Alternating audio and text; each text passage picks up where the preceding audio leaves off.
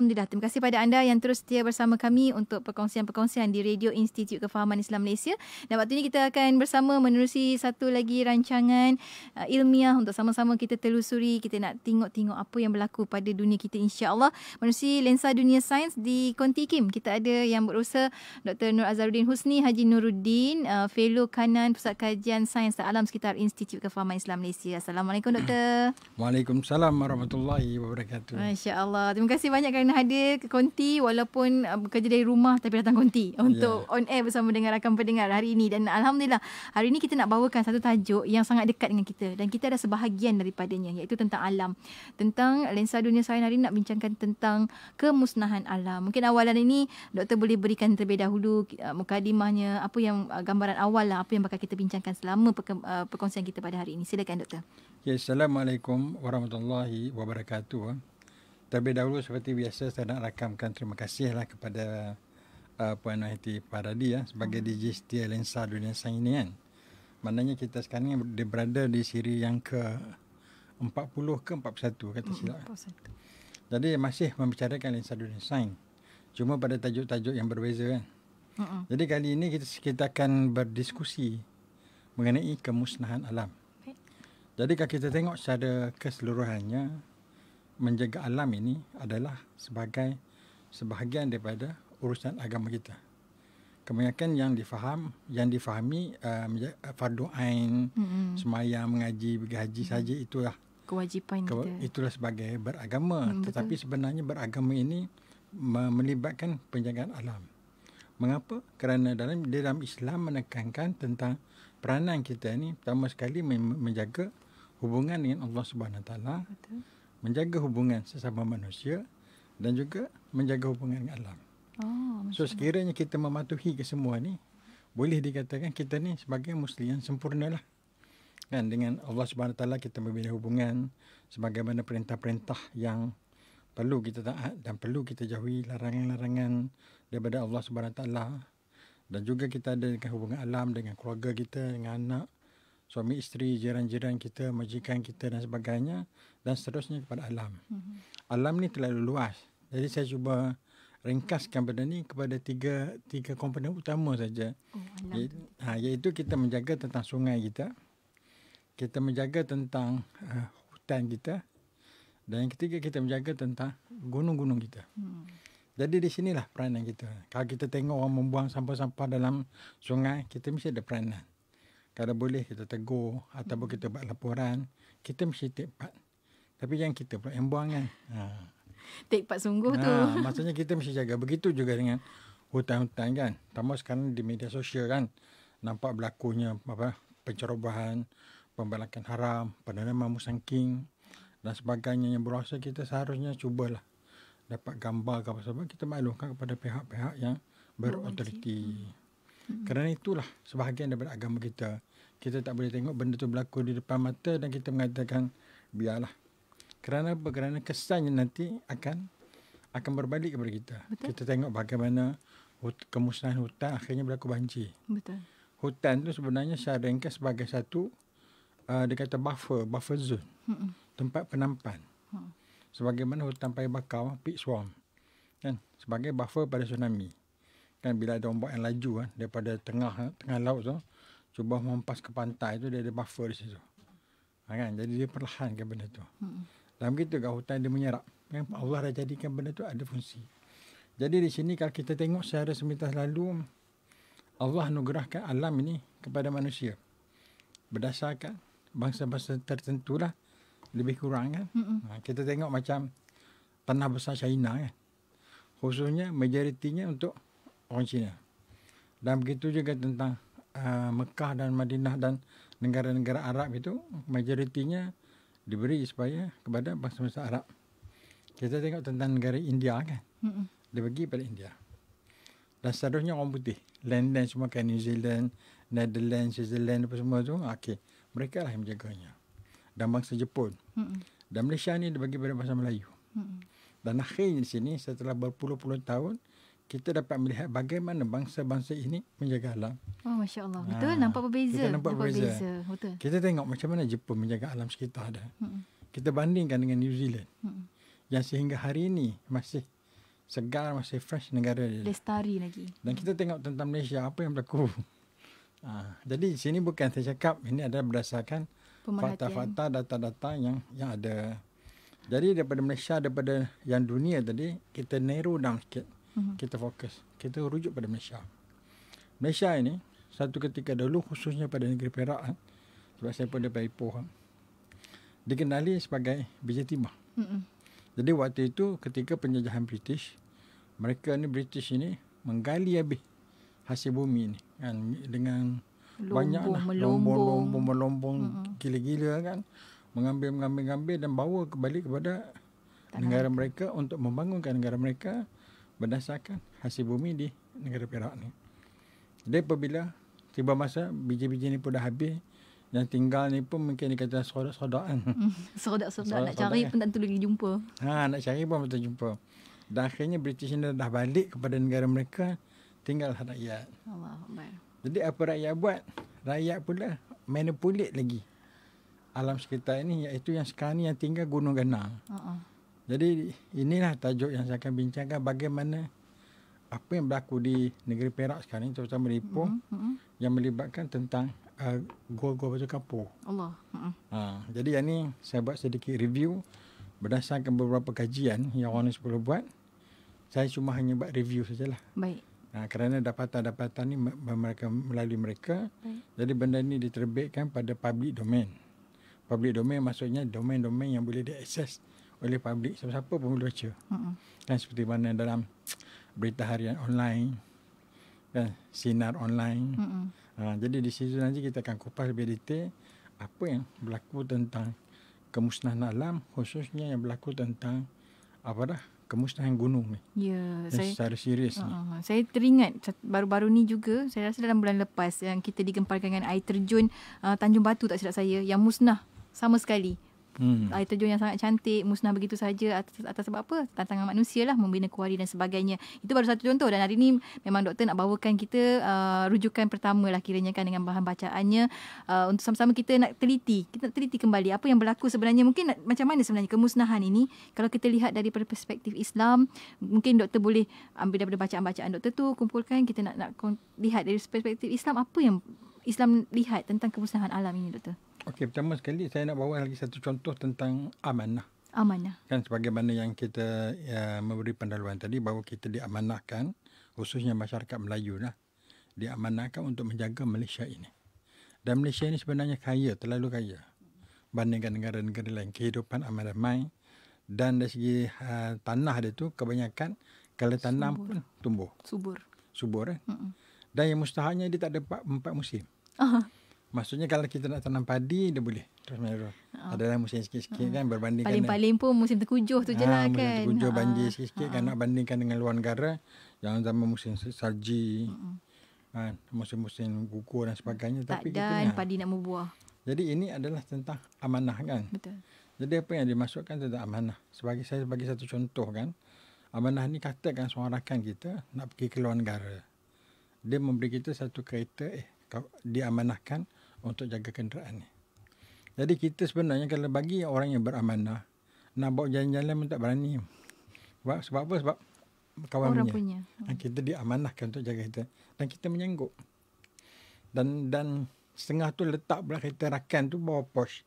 Yang kereta kita sanggup letak bawah luar. Jadi itulah amanah. Dan apabila rakan ni balik pada luar negara, dia tak bayar duit pun. Mungkin dibawa sedikit cenderamata lah, dengan ucapan terima kasih. Tetapi yang lebih berharga adalah dari segi amanah tersebut. Jadi ada sedikit lah, dalam 1-2 minit saya nak bagi cerita sikit tentang amanah. Baik. Mungkin benda ni boleh jadi pengajaran. Sebab kadang-kadang penyampaian melalui cerita ni kita boleh senang ingat. Betul. Jadi dalam satu kisah ni tak ada sumber lah. Dan saya tak tahu lah kisah ni ambil daripada mana kan. Tetapi saya masih ingat cerita ni sampai sekarang.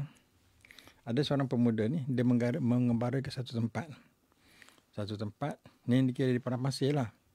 Kemudian sesampainya di satu, dia katakan macam oasis yang ada sedikit benda kan. Jadi pemuda ni mengembara dengan kuda. Dia pun melelapkan diri di pohon kurma tersebut. Jadi lelap. Dan dalam masa yang sama dia lupa nak ikat kuda dia tu. Jadi ketika dia sedang lena tu, tiba-tiba kuda dia pun berjalan. Merayau kan kuda kan. Tahu macam mana? Kuda ni dicuri. Ada yang curi tu. Jadi apabila kuda yang dicuri, dia pun tersedar. Dia buka mata dan dia sedar bahawa kuda ini telah dicuri orang lain. Dia pun kejar orang lain. Tahu macam mana dia dapat tangkap yang orang yang mencuri kuda tu. Dia pegang semua tangan. Tahu macam mana nak jadikan cerita ni, orang tu mati. Dia mungkin ada stroke ke, mungkin pencuri terdalam jantung ke. Ada apa benda tak tahu kan. Jadi nak jadikan cerita ni, orang yang curi kuda tu tadi mati. Jadi sebaik saja yang mencuri kuda tersebut mati, dia ni ditangkap dan didakwa kerana membunuh. Dan dibawa ke muka pengadilan. Dia masuk dalam satu perbicaraan dan dia ni dijatuhi hukuman bunuh. Dan pemuda ni bersetujulah. Tak apalah, dia kata kalau itulah hukumannya dia terima. Cuma dia ada satu permintaan.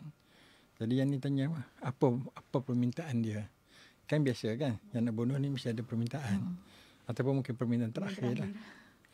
Jadi dia kata satu permintaan daripada dia nak balik jumpa mak dia tu untuk minta maaf. Buat yang terakhir. Jumpa mak dia. Mak dia bukan mak yang kena bunuh, bukan kan? Mak yang pemuda tadi. Pemuda tadi masih menyimak. Dia kata mak dia telah tua kan. Tetapi mak dia tak tahu kes ni. Jadi dia perlu balik. Bagi tahu kat mak dia. Kemudian dia bersedialah. Untuk dihukum. Jadi persoalannya pada waktu itu, siapa nak jamin dia? Siapa yang nak jamin dia untuk dia akan pergi dan balik semula untuk dihukum. Dan jadi bila masa tu dalam satu persidangan mahkamah, waktu itu kan hakim bertanya, ada tak siapa-siapa yang di sini ni sanggup jadi penjamin? Semuanya senyap. Kemudian dah bila senyap, hakim tanya lagi, ada tak siapa-siapa yang sanggup jadi menjamin pemuda tu? Semua senyap. Akhirnya ada satu orang yang sanggup. Jadi apabila ada satu orang yang sanggup ini, jadi hakim tu bertanya, awak tahu tak risiko menjadi penjamin ni? Sekiranya pemuda ni tak datang balik tepat pada waktu, dia tetapkan masa tu lepas waktu zuhur, macam 1:30. Jadi sekiranya dia tak balik, maknanya yang si penjamin tadi ganti tempat tu, dia dihukum gantung. Jadi kawan ni pun dia kata tak apalah, dia bersetuju. Sebab memandangkan dia nak balik jumpa mak dia, nak minta maaf. Jadi pemuda tu dibenarkan lah. Jadi masa tu, suasana masa tu lebih kurang macam satu masjid, tapi ada satu menara tau. Menara yang kita letak tempat azan, speaker kan. Tapi benda tu boleh naik. So janji dalam pukul 1:30. So jadi semua ni menunggu lah. Jadi sehingga dalam pukul 1 tak datang lagi pemuda. Kan? Dia tengok sekitar pada pasir, tak nampak apa pun. Pukul 1 tak datang lagi. Kemudian dia tengok lagi pukul 1:10 pun tak datang. Jadi orang jamin tu dah susah hati lah. Dia naik turun. Kawan-kawan dia kata siap lah. Sebab pemuda tu tak kenal. Tak ada siapa. Maksudnya dia tanya tu tak ada siapa bukan yang kenal. Bukan daripada kalangan mereka. Bukan dari kalangan. Jadi dia kata jarak di antara mahkamah tu ke rumah dia, kalau naik kuda ni, yang dengan speed yang laju, 1 jam. Kan? Jadi 1:30 pun tak ada. Kemudian apabila sampai 1:25 tu, orang dah naik dekat atas tu, mereka dah nampak macam kepulan-kepulan asap. Kan? Jadi nampak kepulan asap. Jadi dia yang si pemuda ni, dia tengah speed tau. Jadi kalau kita fikir logik, ada tak orang sanggup speed nak kena gantung? Nak kena gantung. Jadi disebabkan dia memegang amanah terhadap masa. Jadi bila dia orang semua naik kat menara tu, daripada jauh sana nampak dia macam orang kata kalau bawa motor kan, atau bawa kereta tu, dah habis meter lah. Jadi dia pun impose speed selaju-laju yang boleh. Jadi apabila sampai sharp saja, tepat saja pada pukul 1:30 macam tu, dia terpacak dekat mana? Dekat masjid, dekat masjid tu. Jadi menyebabkan hakim-hakim semua ni kagum. Jadi dengan sebab itu hakim kata kalau macam inilah orang yang memegang amanah ni, dia kata kita tak boleh gantung dia lah. Masya-Allah. Jadi orang macam ni yang berkualiti, dia kata kita lantik sebagai panglima perang. Masya-Allah. Jadi inilah besarnya hikmah amanah. Amanah tu. Jadi begitu juga kan, yang mana kita diamanahkan untuk menjaga bumi kita ni, alam kita ni. Jadi inilah di antara cerita-cerita tadi kan. Jadi berbalik pada yang saya nak review tadi ya. kalau kita lihat tentang apa yang berlaku sekarang ni kan, dan di sini salah satu contoh kan tentang apa dah yang saya boleh tunjuk sikit tentang krisis gua Batu Kapur yang berlaku di Perak. Baik. Perak ni terkenal dengan Gua Batu Kapur. Betul. Kemudian sekarang ni apabila kita lalu saja memasuki Perak, kita sampai yang dekat Ipoh, Tambun. atas bukit kan, dan kita tengok ke kanan tu, ataupun kalau daripada belah sini ke sana, sebelah kiri jadi kita akan nampak Allah dah membuka aib tu. Maknanya gunung-gunung telah ditarah, telah digondol kan. Jadi di sini, saya senaraikan di sini, lebih kurang ada 9 gunung dah lenyap dah. Oh, Allahu Akbar. Dari segi kajian dah lenyap. Antaranya Gunung Kantan habis dah digondol. Kemudian Gunung Temelang habis. Kemudian Gunung Sentang. Yang keempatnya Gunung Tunggul. Kemudian Gunung Panjang, Gunung Sepah, Gunung Tunggal dan Gunung Gajah. Sekarang ni hanya tinggal beberapa gunung macam Gunung Lano pun dah habis dah. Hanya guna dengan Gunung Terendem.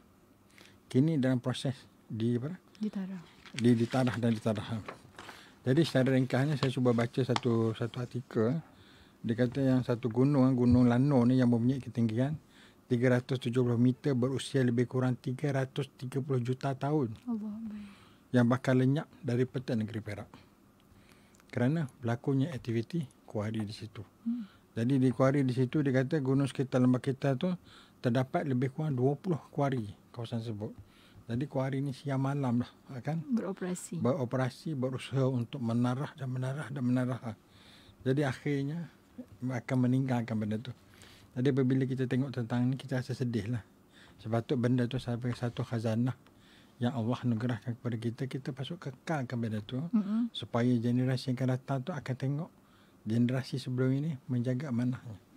Jadi perkara ini kita boleh lihat tentang New Zealand, Switzerland dan negara-negara lain. Kita tengok dalam filem-filem Hindustan kan. Kita tengok bagaimana pemandangan mereka kan. Begitu cantik lah. Sebab mereka menjaga. Jaga betul. Amanah. Kan, maknanya kalau kita buang sampah sarap dan sungai pun dan merupakan satu kesalahan. Tapi di sini kita boleh bagi license, kebenaran. Kita pun tak tahu lah bagi saya lah kan. Orang yang berbisnes ataupun meniaga dengan menggunakan khazanah alam memang kaya lah. Sebab dia tak nak modal. Kan dapat gunung tarah habis. Jadi gunung-gunung semua ini sebenarnya tak boleh diganti balik lah. Habis. Selama-lamanya semua hidup tak boleh ganti. Dalam ayat Quran banyak diceritakan tentang peranan gunung yang Allah jadikan ni. Bukan hanya suka-suka tetapi mempunyai peranan-peranan yang tertentu kan. Jadi kalau kita tengok dari segi perspektif Islam, kalau saya nak baca ni banyak kan. Tetapi Allah menyebut tentang gunung ni hampir dalam 35 ayat. 35 sangat ditekankan. Sampai 35 kali daripada surah 7 ayat 74, 71, banyak lah kan. Kalau saya kira-kira ni semua ada lebih kurang dalam 35. Diceritakan tentang gunung-gunung. Setelah dicerita tentang gunung, saya kumpulkan lagi, saya membuat sedikit research. Saya dapati Allah SWT menyatakan tentang sifat-sifat manusia ni. Dikaitkan gunung manusia, mana perangai manusia ni. Jadi dia antara pertamanya manusia ni bersifat tergesa-gesa. Jadi ada dalam surah nombor 2, ayat 214, surah yang ke-17, ayat yang ke-11, surah yang ke-21, ayat yang ke-37, surah yang ke-26, ayat yang ke-28. Ini menceritakan keadaan manusia yang tergesa-gesa. Nakkan projek, nakkan apa semua tergesa-gesa. Sampai memusnahkan alam. Sampai memusnahkan alam tanpa memikirkan kesan jangka panjang. Kemudian manusia ini bersifat keluh kesah. Sebanyak 8 ayat. Dikaitkan juga dengan gunung. Ya, maksudnya yang boleh dikaitkan dengan itu tadi. Jadi sifat manusianya juga tamak dan kedekut. Dia tamak dan dia kedekut kan. Yang dia tak nak keluar. Kemudian dia hendak lagi. Jadi antara lagi satu yang menariknya tentang sifat manusia ni, dikatakan tentang keras kepala. Ada disebut di dalamnya.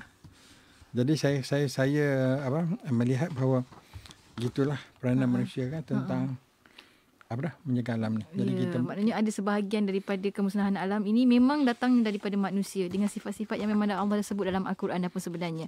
Dan insya-Allah kita akan kongsikan lepas ni banyak lagi. Dr. Nur Azharuddin pun ada banyak akan kongsikan berkenaan dengan perkara-perkara yang dikaitkan dengan kemusnahan alam. Supaya kita semua cakna, kita semua jaga sebagaimana tadi Dr. Azharuddin sebutkan, kita sedang meminjam alam ini daripada generasi akan datang. Jadi apa yang kita nak pulangkan kepada mereka kalau sekarang pun kita dah musnahkan. Dan insya-Allah kita akan kongsikan banyak lagi lepas kita berhenti rehat seketika. Untuk anda jangan ke mana-mana, teruskan kesetiaan bersama kami tentunya hanya di IKIM, Inspirasi Inforia Islami. Inforia Islami tentunya hanya di Radio Institut Kefahaman Islam Malaysia. Alhamdulillah kita kembali bersiaran menerusi rancangan Lensa Dunia Sains bersama dengan yang berusaha Dr. Nur Azharuddin Husni, Haji Nuruddin, Fellow Kanan di Pusat Kajian Sains dan Alam Sekitar Institut Kefahaman Islam Malaysia. Jom sama-sama kita berubah. Ada sesuatu yang boleh kita bantu sebenarnya untuk kita membaik pulih muka bumi di Malaysia sebenarnya. Tapi yalah, walaupun kita memang dah tak boleh nak dapat kembali kan doktor kan secara 100%, sebab macam doktor sebut tadi, bukit-bukit yang ditara, gunung-gunung yang ditara itu mengambil masa jutaan tahun. Bukannya sekelip mata je kan dia ada dekat situ, tapi jutaan tahun sebab dia adalah bukit batu kapur kan. Memang mengambil masa jutaan tahun. Tapinya dimusnahkan sekelip mata. Kan, ambil masa sekejap sangat untuk dimusnahkan dan kita memang tak akan dapat kembali seperti asal, seperti sedia kala. Cumanya doktor nak tahulah, daripada kemusnahan tersebut, dia sebenarnya merintik ataupun berlaku kemusnahan yang lain sebenarnya, berikutan kemusnahan tersebut. Mungkin kita boleh jentik hati semua daripada kita untuk kita kawal kemusnahan tu, doktor. Ya, betul. Sebenarnya apabila satu projek pembinaan kuari ini sama ada secara legal atau tidak legal dan melibatkan banyak kemusnahan, selain pada dia memusnahkan habitat, kita tak tahu haiwan, apa habitat yang ada di situ kan, yang berbentuk yang suka-suka kita ketemui dalam kehidupan yang batu kapur kan? Dan juga tentang flora and fauna, mungkin tumbuhan-tumbuhan, pokok-pokok dan sebagainya, spesies baru yang kita tak ketahui kan. Betul. Jadi saya terbaca juga ada satu laporan ataupun satu artikel yang mengatakan bahawa terdapat lukisan-lukisan yang berbentuk arkeologi, mungkin zaman batu ke zaman apa tak tahu kan. Di situ juga telah turut dimusnahkan. Sebab ada gua dalam situ kan. Dalam tu ada gua sebagai berlaku penempatan awal. Kan? Dan di situlah mereka melukis, mereka merupakan tamadun asal kan. Dan akhirnya disebabkan manusia ni terlalu rakus, terlalu tamak, dan dikatakan tadi sebagai keras kepala kan. Ada beberapa puluh ayat dan dalam tu mengatakan bahawa akhirnya terus menerus juga dibuat. Jadi kita merasakan cara mereka memusnahkan alam ini, dia akan meninggalkan kesan kepada kita dan juga generasi akan datang. Sebagai contohnya, apabila kita memandu kenderaan, kita masuk ke Simpang Pulau, kita menghala ke Kamera Highland, kita dapat lihat di situ. Hati kita menjadi sayu dan sedih melihat bagaimana Allah telah menganugerah kita amanah untuk menjaga alam-alam ini. Dan akhirnya dapatkan kita habis. Rakusnya kita. Rakusnya habis kata yang mungkin yang orang Muslim tu kaya-kaya, tapi kesan daripada tu ditinggalkan kepada rakyat jelata ni lah. Kita ada satu artikel ni menceritakan tentang bagaimana orang kampung di situ. Dengan letupan yang mereka tanggung. Oh betul, sebab kuari dia akan buat mereka letup di atas, kemudian batu-batu tu akan jatuh ke bawah. Dan juga dari segi habuk-habuk, debu-debu dan sebagainya. Kerana benda ni berlaku di sekitar perkampungan. Kemudian di situ kita melihat tentang bagaimana lori yang keluar masuk tu dan sebagainya. Jadi saya melihat benda ni satu kemusnahan yang sedang berlaku lah. Saya dapat lihat ketika saya masih dalam sekitar berapa tentang satu ketika pergi ke sana masih lagi okey.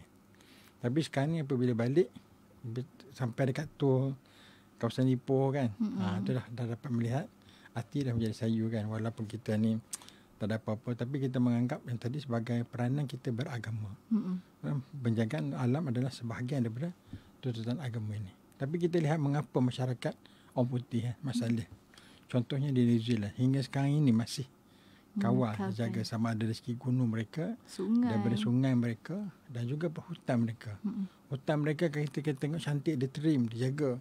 Bukan dia senang-senang nak seroka, nak tanam musangking dan membina sebagainya. Bagaimana mereka boleh memegang orang kata amanah seperti itu dan sedangkan mereka tidak beragama Islam. Ada integriti terhadap alam ya. Mereka tak baca pun Al-Quran. Mereka tak dengar pun tentang hadis-hadis, tetapi dari segi integriti. Begitu juga dengan masyarakat Jepun. Macam mana mereka menjaga gunung-gunung mereka, kan. Mereka menjaga alam sekitar mereka. Mereka merasakan yang di sekeliling ini adalah sebahagian daripada kehidupan. Contohnya tentang sungai, kan. Kita tak boleh terima kalau orang yang membuang benda-benda yang kotor ke dalam sungai. Kerana itu akhirnya ditapis, disaring dan menjadi minuman bagi kita. Tapi setengah orang tu membuang pampers. Allah. Membuang benda-benda kotor, kan. Peti ais pun orang buang dalam situ. Peti ais, bangkai dan sebagainya. Allah. Jadi di situlah mentaliti. Sekarang ni yang baru pula ni, setengahnya membuangkan bahan-bahan kimia pula tu. Yeah. Di dalam lubang-lubang kubahan tu. Dan mereka tak tahu akhirnya dapat juga dikesan macam tu. Jadi itulah mentaliti. Kita tak tahu apa yang berlaku sekitar 10 tahun, 20 tahun lagi. Tapi ini membayangkan kehancuran dari segi gaya berfikir dan juga etik kita terhadap penjagaan alam sekitar. Ya, saya teringat baru-baru ni saya lihat satu video yang agak tular tentang kebaya biru diusahakan oleh Suruhanjaya Perkhidmatan Air Negara, tak silap saya, menunjukkan betapalah bila kita tangan-tangan kita ni tak dapat nak membendung kemusnahan, macam-macam perkara kita lakukan yang mana akhirnya kemusnahan tersebut kembali pada kita. Kita yang menghadapi kesukaran disebabkan itu. Dan kita ada antara respon sahabat kita ni, Ana Rubina kata sedih tengok gunung-gunung yang ada sekitar sahabat kita semakin hari semakin musnah. Sahabat kita tinggal di Simpang Pulai, saban hari ada sahaja aktiviti meletupkan gunung batu kapur di sana. Sedihnya alam yang indah bertukar menjadi pandangan yang menyakitkan mata, semuanya angkara manusia-manusia yang tamak, tangan-tangan manusia yang tamak. Masya Allah. Bagi orang yang duduk di sana di Simpang Pulai kan lagi terasa. Masya Allah. Mereka berhadapan dengan dari segi risiko letupan, dari segi pencemaran, kan. Dan juga dari segi kemusnahan alam. Kita tak tahu atas-atas tu apa yang ada, kan. Betul. Seandainya kita boleh jaga, kan, kita jaga betul-betul, nanti mungkin pelajar-pelajar boleh diberi lawatan, melihat sendiri. Ada benda yang nak ditengok. Banyak lagi yang kita boleh pelajari dari situ. Bukan hanya kita melihat bahawa benda itu sebagai satu keuntungan semata-mata tanpa mengambil kira perspektif yang lain. Ya, Masya Allah. Ini semua hari ini sebagai jentikan je lah. Untuk sama-sama kita, benda tu ada depan mata kita. Buktinya sudah ada. Kemusnahan tu sudah berlaku. Jadinya apa yang kita boleh lakukan sebenarnya dari pihak kita, dari pihak yang berkuasa dan sebagainya. Dan kita sampai ke hujung-hujung pertemuan kita pada hari ini, Dr. Azharuddin. Satu pembincangan yang sangat baik untuk kalau boleh kita nak kupas lebih lanjut lagi lah berkenaan dengan ini. Mungkin tapinya di hujung untuk minggu ini, mungkin ada sedikit kesimpulan daripada doktor sendiri berkenaan dengan lensa dunia sains kemusnahan alam. Silakan. Sebagai kesimpulannya, barang kesumbangan ini bermula daripada mentaliti ataupun gaya berfikir lah. Gaya berfikir. Sekiranya seseorang itu, katakanlah pengusaha kuari, dia beri tawaran berjuta ringgit pun, tetapi dia ada mentaliti ataupun ada satu gaya fikir tentang penjagaan alam sekitar, dia takkan sanggup. Betul. Untuk memusnahkan alam. Kan? Kerana hanya dia nak mendapat duit semata-mata lah. Duit itu akan habis, tetapi alam yang musnah itu tak dapat diganti lah. Dan itu menjadi sebagai bukti kerana tangan-tangan dia lah alam tersebut telah musnah. Kebiasaannya kemusnahan alam tu melibatkan banyak pihak lah. Kan? Dan akhirnya kita tengok. Lepas habis satu gunung digondolkan, dia pergi ke satu gunung. Saya baca dalam ni pada satu yang sinar harian bertajuk 5 Februari. Tajuk dia Gunung Lanoh Semanggi Gondol. Di sini yang diceritakan 9 gunung yang saya nyatakan tadi dah habis, dah rata. Dah tak ada. Dah tak boleh disebut sebagai gunung dah. Tak ada gunung dah. Dan sekarang dalam proses ada lagi berapa gunung lagi. Tak silapnya ada lagi 3 gunung yang tengah diusahakan nak digondolkan. Gunung Lanoh, Gunung Terendem dan Gunung apa lagi satu. Mungkin boleh baca sini lah. Jadi boleh rujuk pada yang berita sinar harian online. Di situ ada detail lah. Lagi yang kedua ada yang tentang Kuari Batu Kapur. Kuari Batu Kapur. Tuan Bukit. Dan Bukit. Dan juga sini ada juga kebanyakan, dikatakan kebanyakan Kuari Batu Kapur ni adalah syarikat individu yang musnahkan. Di sini. Kita bayangkanlah. Sedangkan setiap sesuatu tu walaupun datang ke ekonomi pada individu tu, dia memberikan kos juga kepada alam sekitar. Faktor ekonomi dia kena ambil kira banyak faktor lah. Bukan hanya kita melihat ekonomi. Contohnya kalau negara ni tanam dadah, bukan hanya boleh tengok dadah memberi faktor ekonomi, tetapi masalah sosial akan wujud. Akan wujud juga. Disebabkan oleh itu. Kan, Allahu Akbar. Kita alhamdulillah. Ini satu jentikan macam saya kata tadi, satu jentikan yang sangat baik untuk sama-sama kita lah fikir-fikirkan, sebab kita sebahagian daripada alam. Kalau pergi satu tempat yang cantik, kita lihat pemandangan, tenang kan. Kata orang tu bila kita pergi tu jangan ambil apa pun selain daripada gambar. daripada memorinya. Ambillah memorinya yang baik-baik. Jangan tinggalkan apa pun. Sampah jangan tinggal kat situ. Tinggalkan jejak kita saja. Tinggalkan jejak kita saja. Dan jangan bunuh apa pun, walaupun apa sekecil benda pun jangan dibunuh, jangan dipatahkan pokok dan sebagainya, jangan petik bunga dan sebagainya, kecuali waktulah. Memang kita akan bunuh waktu kita kat situ untuk menikmati alam sekitar kita dengan baik. Masya-Allah. Apa pun, terima kasih banyak doktor untuk perkongsian pada hari ini. Minggu depan kita akan kupas perkara lain lagi dalam lensa dunia sains, insya-Allah. Terima kasih banyak doktor. Assalamualaikum. Waalaikumsalam warahmatullahi wabarakatuh. Dan untuk anda rakan pendengar, teruskan kesetiaan bersama kami tentunya hanya di IKIM Inspirasi Inforia Islami.